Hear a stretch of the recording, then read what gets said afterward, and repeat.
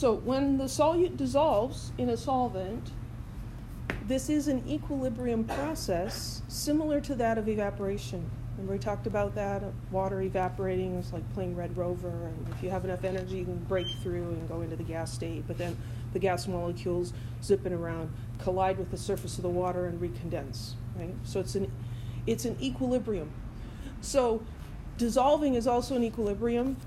At the beginning, the rate of dissolving is the only thing happening because there's no dissolved ions to recrystallize, and so we only have dissolving. But as we increase the concentration of ions in solution, now some of those are going to run into the crystal and get stuck, just like condensing water, and they're going to recrystallize. So the recrystallization rate will increase as the concentration increases. So we get a dynamic equilibrium where the rates of dissolution and recrystallization are equal. So sodium chloride dissolving in water, we're going to have this double-headed arrow, meaning this reaction is going both ways. So the sodium chloride is being separated into aqueous sodium and chloride ions, but these aqueous sodium and chloride ions can get together and form solid sodium chloride as well. And it goes both ways. So here we have pictures illustrating this process.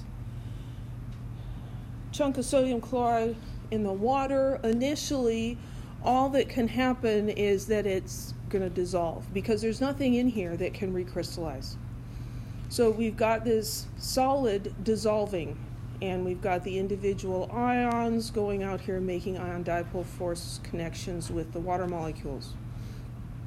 So dissolving is happening at a much greater rate than recrystallizing because there's very few ions out here to recrystallize. As time goes on, the rate of dissolving will go on, and that causes the concentration of dissolved particles to be larger, and that will increase the rate of recrystallization.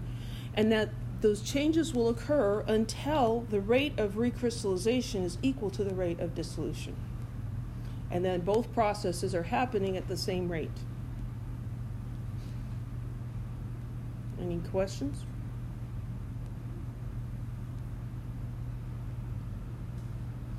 So solution equilibrium, where we have rate of recrystallization equal to the rate of dissolution, and that's a saturated solution. This flask over here is currently a saturated solution. You can see there's liquid in there, but there's a ton of solid sodium acetate, right? Now, is this a static process that's just sitting here? No, there's actually a lot of action going on. There's sodium acetate dissolving and recrystallizing at the same time. You saw me pour out the extra liquid at the top, and I called it water. It's not just water, it's actually saturated sodium acetate, but that stuff's not exactly dangerous, so I just throw it down the sink. That's a saturated solution. If we were to add more solute to that, it would not dissolve. It would just sit there, right? If we have an unsaturated solution, that means we have less than an equilibrium amount of the solid. And so an unsaturated solution, if we add more solute, it will dissolve because we have not maxed out the rate of dissolution and the rate of recrystallization. Okay? Unsaturated solutions are pretty common. And then we have what's called a supersaturated solution. In a supersaturated solution, you have more than the equilibrium amount. You have more solid dissolved than can possibly dissolve. That doesn't seem right? Well, it isn't, and it's not stable, okay? And it's a little bit like that supercooled liquid that we had in experiment 12A, where we dropped a crystal in there, and then all of a sudden it's like telling Roadrunner that he ran off the cliff, and then he falls, right? So the supersaturated solution is unstable. And if it gets disturbed, it will suddenly crystallize and become a saturated solution. So I've got a couple of videos here. And this is actually the the thing I'm trying to do here with the actual physical demo, but the videos are pretty cool. And that one's going to take a while, so we'll get to watch that a little bit later. So this is supersaturated sodium acetate.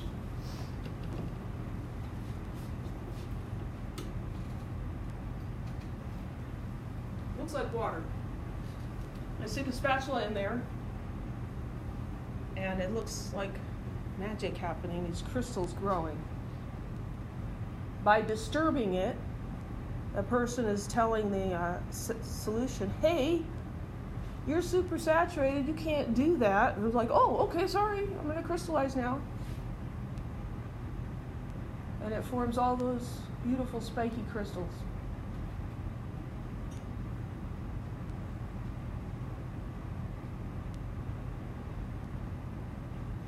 This particular solution, when it does that, this is an exothermic process, and so the solution gets warm. In a series of experiments carried out between that. Yeah, we don't want to hear about that one. These are linked to my playlist, and my playlist needs to be reordered. This one's called Fun with Sodium Acetate. It's also called Hot Ice because it looks like it's freezing, right? But it's getting warm. They're 52 degrees. That didn't start out at 52 degrees. So they've made a whole bunch of it, and then they're messing around with it and having some fun.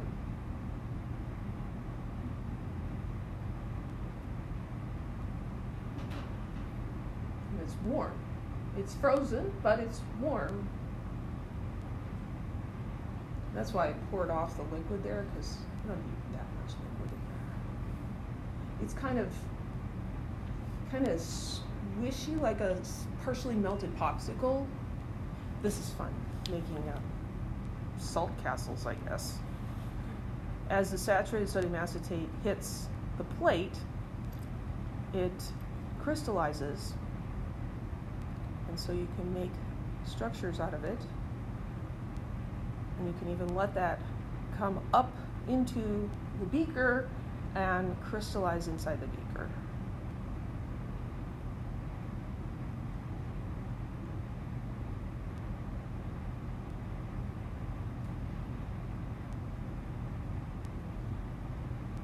Kind of like a chemist's version of dominoes, I suppose.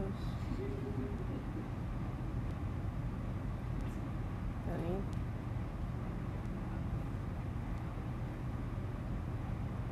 I'm trying to spell the word ice. Hot ice.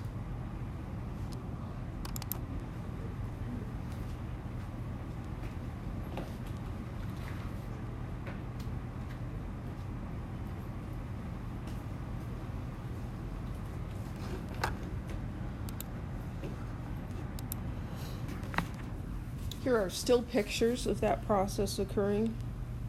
Here we have a supersaturated solution. Just looking at it, you can't tell that it's anything other than water, right? It looks like water. How do you make a supersaturated solution? How do you get more to dissolve than will dissolve? We'll talk about that in a minute. So disturbing this, giving the crystals a place to form by either dropping a crystal into it or by touching it with a stirring rod or something with an irregular surface, causes crystallization to begin. And once it starts, it's like an avalanche, and it will just continue until we've reached a saturated solution, and then you've got your just regular saturated solution.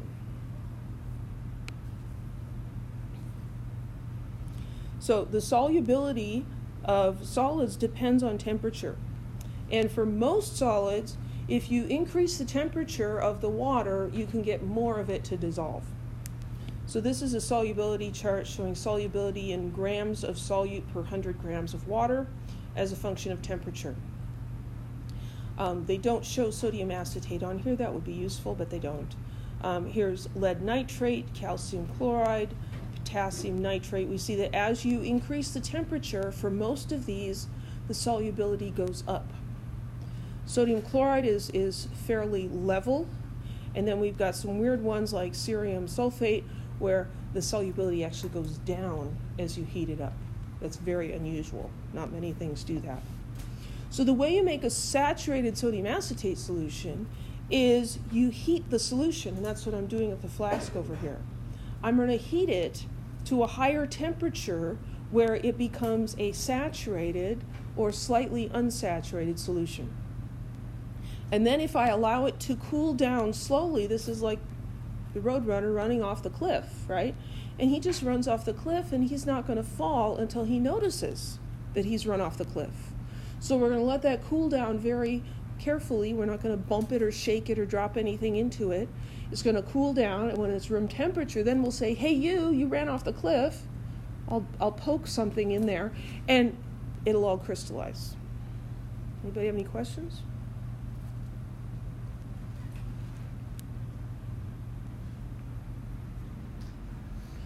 So recrystallization is a technique that we can use to purify a solid.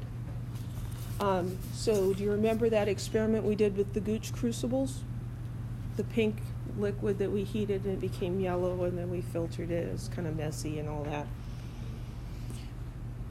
We were trying to make calcium oxalate, and one of the things that's important is that we want our crystals to be pure, because when a solid like that precipitates quickly, it can incorporate solute particles or extra ions from the other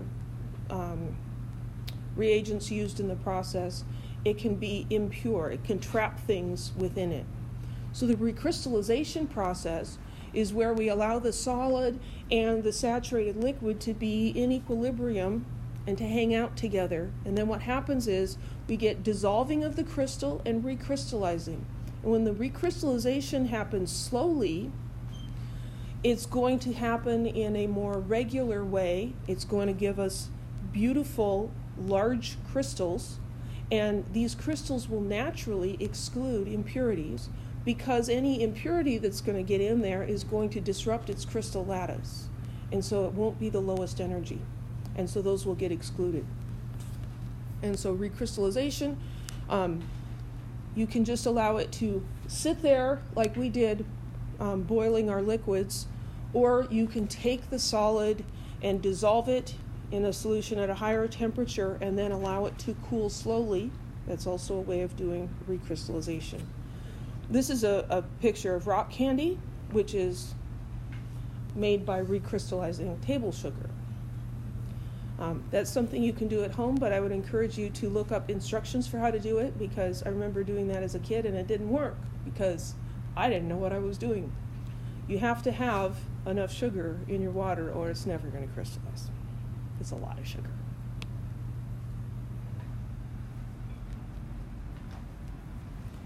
So increasing the temperature of a solid solution tends to increase the solubility. For a gas dissolved in a liquid, the opposite is true. And solutions of gases in water are common. The water that comes out of the tap, whether it's DI water or regular tap water, is going to have dissolved air in it. The water in a river has dissolved oxygen in it. That's what the fish and other aquatic life are breathing. The solubility of gases in a liquid also depends on temperature, but it's the opposite. The solubility decreases with increasing temperature. And if you have a hard time remembering that, just think about pouring cold soda and warm soda. The warm soda is going to fizz up much more than the cold soda will. This fizzing is caused by the carbon dioxide coming out of the solution, because at a warmer temperature, the carbon dioxide is not as soluble, and so it will come up more rapidly and it will cause a lot of foaming. And this is when your cup overflows and stuff. You can also do a comparison where you take maybe two glasses of soda and you put one in the refrigerator and you leave one out on the counter. It looks better in the summer when it's not maybe cold in your kitchen, but the one in the refrigerator will stay fizzy longer than the one that's sitting out at room temperature, because the solubility of the gas at room temperature is less than at the cold temperature inside the refrigerator.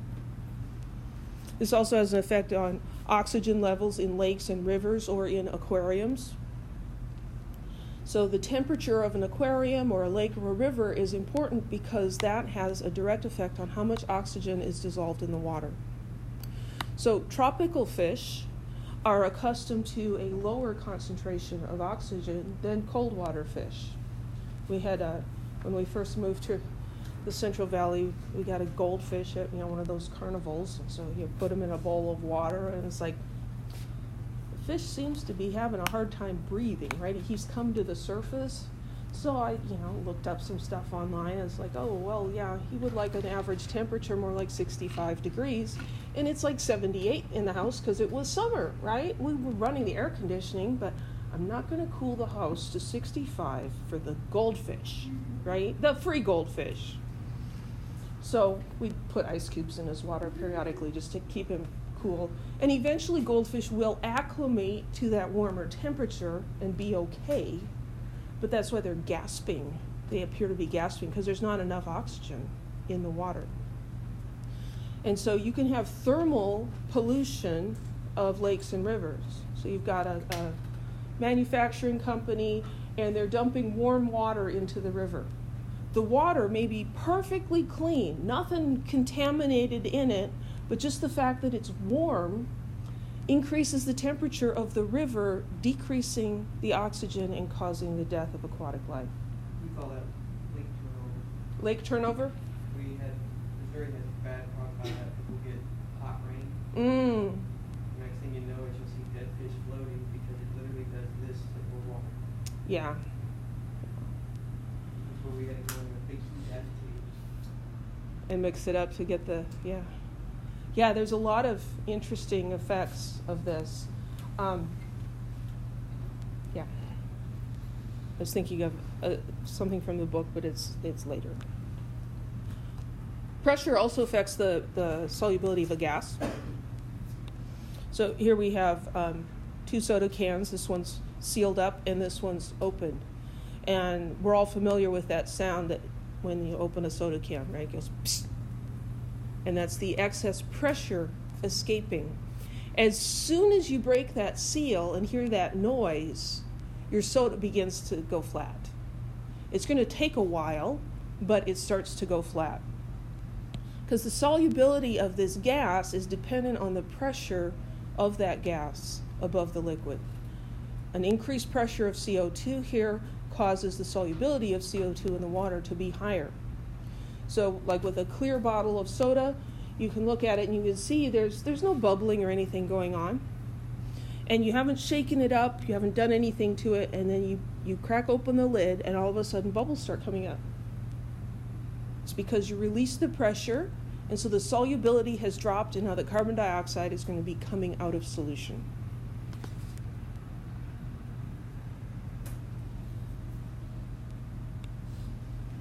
So releasing the pressure causes CO2 to come out of solution. You can also increase the pressure and cause it to go into solution.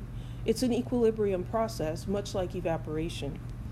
So here we have this at equilibrium. We've got dissolved CO2 in the water, and we also have CO2 in the gas state above the water. If we put pressure on this, squeeze it down, now we've decreased the volume of the CO2, and we have the same number of CO2 particles. So that is, in essence, a higher concentration of CO2 above the liquid.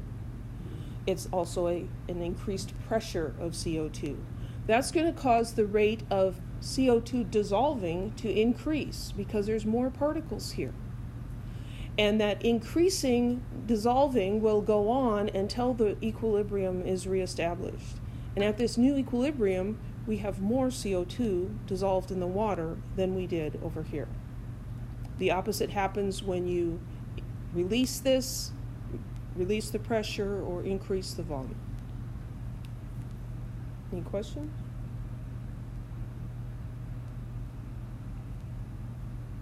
So there's an interesting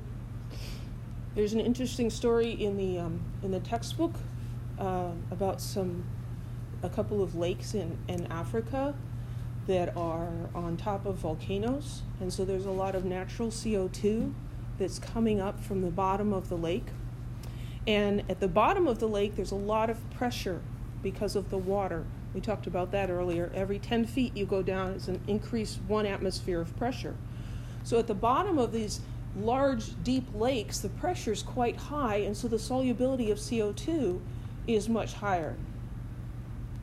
Well, you get a disruption in that, and the CO2 comes out of solution, forms a big bubble, and goes to the surface, which is reducing the pressure around it, and it causes sort of a cascade effect, and you get these clouds of CO2 that can be given off by these lakes. They like burp, right? Big clouds of CO2. Like, oh, well, big deal. Well, it actually is a big deal. It's killed hundreds of people because CO2 is more dense than air. The big cloud of CO2 rolls down the hill. It's down where the people and the cattle are, and everybody suffocates. It's very tragic. So, this happened twice in 2 different lakes, and so instead of just allowing this to continue, they came up with a way to vent the CO2 from the bottom of the lake so this wouldn't happen again. But very weird phenomenon. So of course we can quantify the effect of pressure on the solubility, and this is known as Henry's law. The solubility of a gas is proportional to the partial pressure of that gas. It's not the total pressure, it's the partial pressure of that gas. And so Kh here is a solubility constant, and you can look those up in tables. That the solubility is usually listed as moles per liter, and the pressure is usually in atmospheres, so the Henry's law constants are usually in molarity per atmosphere. So determine the solubility of oxygen in water at 25 degrees Celsius exposed to air at 1 atmosphere. Assume a partial pressure for oxygen of 0.21 atmospheres. Well, we need Henry's law. The solubility, we're talking about oxygen, the solubility for oxygen is going to be equal to the Henry's law constant for oxygen times the partial pressure of oxygen. Here we're given the partial pressure, and so we need to look up the Henry's law constant. On the previous slide for O2, it's 1.3 times 10 to the minus 3. So 1.3 times 10 to the minus 3 molarity per atmosphere times 0.21 atmospheres. And the atmospheres conveniently cancel out.